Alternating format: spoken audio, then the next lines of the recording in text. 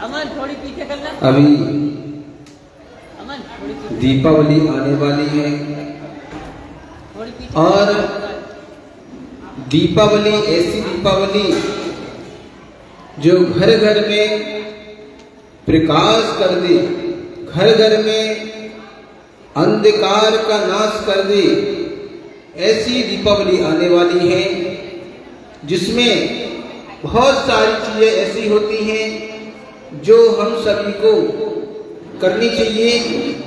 पूज्य आचार्य श्री विहर सागर जी महाराज हम सभी को प्रत्येक दिन कुछ न कुछ ऐसी जानकारी देते हैं कि उससे हमें प्रत्येक दिन प्रत्येक महीने का फल प्राप्त होता है। अगर भगवान महावीर स्वामी नहीं होते तो आज ये दीपावली भी नहीं होती, ना दीपावली मनाने का सौभाग्य प्राप्त होता। पर कहा जाता है किसी पुण्यशाली की वजह से ये सारे पर्व, ये सारी तिथियां धन्य हो जाती हैं। जैसे पार्श्वनाथ भगवान के नाम से मुकुट सप्तमी हो गई, जहां पर व्यक्ति सम्मेलन में लाडू चढ़ाने जाता है और लाखों लोगों की भीड़ होती है। ऐसी तिथि भी धन्य हो जाती है किसी पुण्यशाली व्यक्ति के कारण। ऐसे ही अमावस्या, जो अमावस्या है वो कहने को तो काली अमावस्या होती है, पर भगवान महावीर स्वामी के नाम से कहा जाता है कि दीपावली पे अच्छे अच्छे शुभ मुहूर्त भी कर लो। ये पुण्यशाली व्यक्ति का प्रभाव होता है। कभी भी ध्यान रखना, सहसा गुरु के मुख से कोई बात निकल जाए और गुरु कुछ कह दे तो उस समय कोई तिथि मायने नहीं रखती है।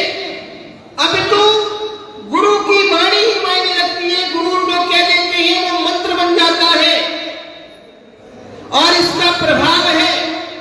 पूज्य आचार्य श्री कई बार बता चुके हैं कि जब वो ककरवाह में पंचकल्याण प्रतिष्ठा महोत्सव करवाने गए तो वहां के जो पुराने विद्वान थे, जब ध्वजारोहण की बात चली तो उस ध्वजारोहण में पंडित जी ने मुहूर्त निकाला। बहुत बड़े विद्वान थे, उन्होंने 5 साल पंचांग को देख करके समय निकाला कि 11:30 बजे ध्वजारोहण होना चाहिए और कोई मुहूर्त ही नहीं है। पर उन्होंने कमेटी को पहुंचाया, जाओ महाराज जी के पास जाओ, पूछ के आओ कितनी तारीख कितनी बजे मुहूर्त है।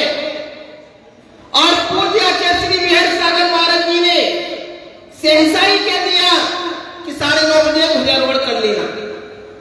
जब उन लोगों ने पंडित जी से कहा कि पंडित जी महाराज जी तो बोले 9:30 बजे का, आप बोले 11:30 बजे का, तो पंडित जी को अपने ऊपर शंका हुई। उन्होंने क्या किया, फिर सारे पंचांग खोल के देखे तो कोई मुहूर्त नहीं था। तो पंडित जी पूरे पंचांग लेके पूज्य आचार्य श्री विहर सागर महाराज जी के पास आ गए और उन्होंने कहा महाराज कायने से मुहूर्त निकाल के बताइए आपने, यहां तो कोई मुहूर्त ही नहीं पंचकल्याण में ध्वजारोहण का 9:30 बजे का। तो पूज्य आचार्य से शरण भूले वाले संत हैं, उन्होंने कहा ठीक है पंडित जी, आप अपने हिसाब से बता दो कितना समय है। तो उन्होंने कहा पंडित जी ने, नहीं महाराज वैसे तो 11:30 बजे का है मेरे पंचांग के हिसाब से, पर आपने जो कहा है वो सत्य है। आपकी बात असत्य नहीं हो सकती है, क्योंकि नान्यता मुनि भाषणम, मुनि के भाषण झूठे नहीं हो सकते हैं। और देखिए पंडित जी ने उसी समय ध्वजारोहण किया और ऐतिहासिक 7 नजर की यात्रा निकाली गई। तो यही होता है, मुनि गुरु जो बोल लेते हैं वही मंत्र हो जाया करता है। ऐसे ही मुनि ने मोक्ष की प्राप्ति की तो वह तिथि भी न तोड़ गई, भले काली रात थी पर उस स्थिति पे भी दीपक जल गए और रोशनी रोशनी पूरे चारों तरफ हो गई। महानुभावों, यही दीपावली का महत्व है। जहां पर महापुरुष या भव्य जीव बैठ जाते हैं वहां किसी को बुलाने की आवश्यकता नहीं होती है, स्वतः ही लोग आ जाते हैं। क्योंकि पूज्य आचार्य श्री कहते हैं कि फूल खुद नहीं कहता कि मैं गुलाब हूं, फूल खुद नहीं कहता कि मैं गुलाब हूं, उसकी खुशबू बता देती है मैं लाजवाब हूं। आप तो बस प्रयास कीजिए, आप तो बस बैठिए, अपनी चारित्र की खुशबू से इतना महका दीजिए कि लोग वाग अपने आप सारे काम धंधे छोड़ करके आपके पास विराजमान हो जाए। महानुभावों, ऐसी हम दीपावली मनाने जा रहे हैं।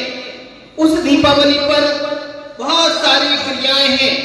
तो देखिए, पूज्य आचार्य श्री फेसबुक के माध्यम से, माइक के माध्यम से आपको बताते जा रहे हैं प्रत्येक दिन की जानकारी कि हम शुभ दीपावली कैसे मनाएं। उस शुभ दीपावली पे क्या करना है, उस शुभ दीपावली पे पूज्य आचार्य श्री ने पुस्तकें बताई। पुस्तक है एक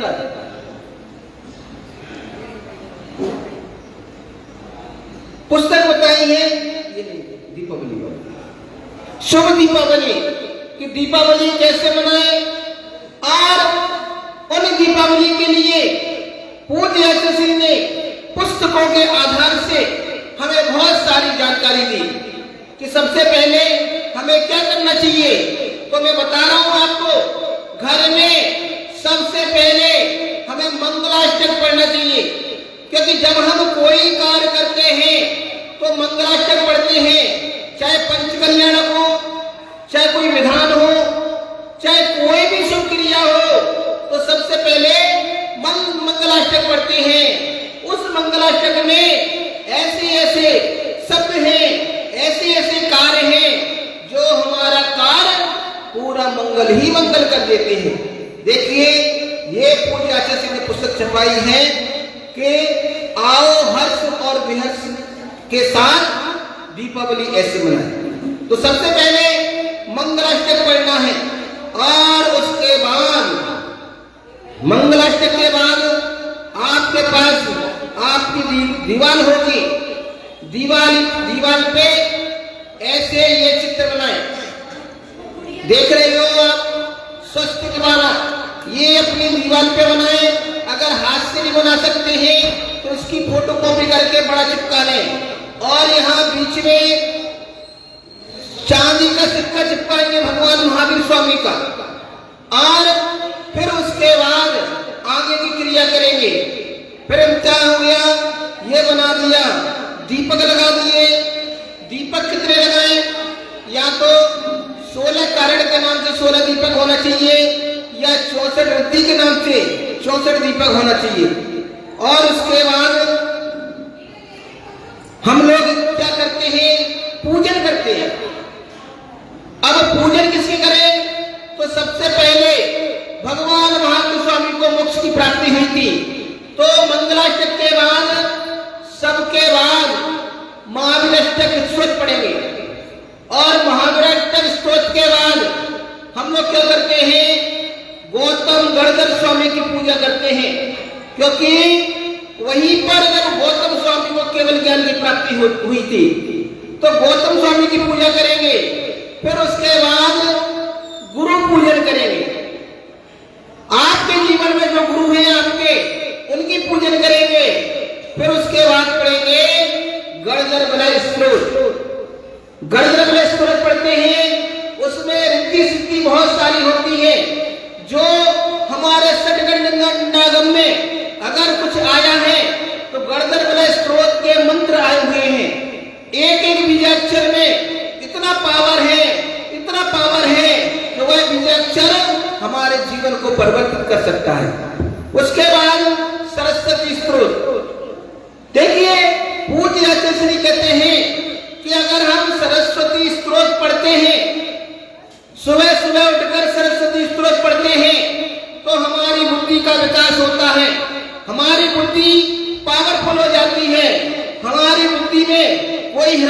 रहता है और वही बीज बुद्धि हमें क्या करती है, बहुत कुछ जलाने वाली होती है। फिर उसके बाद सरस्वती की पूजा हर कोई चाहता है। ए माता जी प्रवचन चल रही है, बात नहीं चल रही है, तो बस बहुत हो गया ना। क्या होगा, सरस्वती की पूजा। और सरस्वती की पूजा के लिए क्या होता है, पूज्य आचार्य श्री ने इस बुक में सारी चीजें दी गई है। गौतम स्वामी की पूजा, मंगलाष्टक और यज्ञ ठाड़ होकर पूरी विधि विधान से इसमें ही सरस्वती की पूजा भी दी गई है। और इसमें पूज्य आचार्य श्री ने और भी दिया है। लोग बात कहते हैं कि हम व्यापार में क्या लगाए, तो इस पूजन में, इस पुस्तक में यंत्र भी दिए गए हैं कि अपने व्यापार वृद्धि के लिए आप इन यंत्रों को लगाइए, इन यंत्रों को बनाइए। और फिर देखिए उसके बाद पूज्य आचार्य श्री ने बताया है कि अपने जो बही खाता होती है, दुकान होती है, ऑफिस होते हैं, उनमें ये वाला चित्र बनाइए। अगर आप चाहते हैं कि इस पुस्तक का पूरा लाभ लें, तो आप सभी लोग पूज्य आचार्य श्री जो सलूमर में चतुर्मास कर रहे हैं राजस्थान में, वहां पर आकर के ये पुस्तक प्राप्त कर सकते हैं और कह सकते हैं आओ हर्ष के साथ, विहर्ष के साथ मनाए शुभ दीपावली।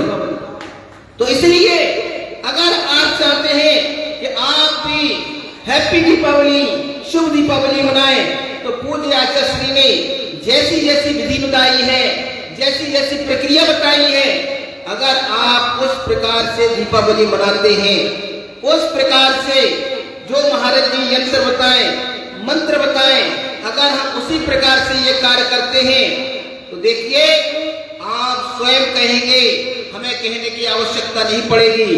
आप कहेंगे कि महाराज श्री हमारी दीपावली हम इतने सालों से मनाते आ रहे हैं, पर ये वाली दीपावली कुछ विशेष थी, इसलिए हमारे जीवन में परिवर्तन ला दिया। इस दीपावली ने हमारे जीवन में चेंजिंग ला दी और हम कहेंगे अच्छे से हैप्पी दीपावली। फिर उसके बाद पूज्य आचार्य श्री ने इसमें ही सम्मेत से करके जो एक एक टोक है, जहां से अनंत अनंत सत्पन्नेष्टि मोक्ष गए हुए हैं, उन सभी के अर्घ भी लिखे हुए हैं कि देखिए हम सम्मेत की यात्रा पर खूब जाते हैं और हमें एक एक टोक का ज्ञान है। जब हम यहाँ इस पुस्तक में सम्मेत शिखर के बारे में पढ़ेंगे, सुनेंगे, तो क्या होगा, एक एक टोक के बारे में जब हम वो मंत्र पढ़ते हैं तो हमारे जीवन में ऑटोमेटिक चमत्कार हो जाया करते हैं। बोलिए आचार्य श्री विहर सागर जी महाराज की। ऐसे पूज्य आचार्य श्री ने इस पुस्तक में बहुत सारी चीजें लिखी हैं।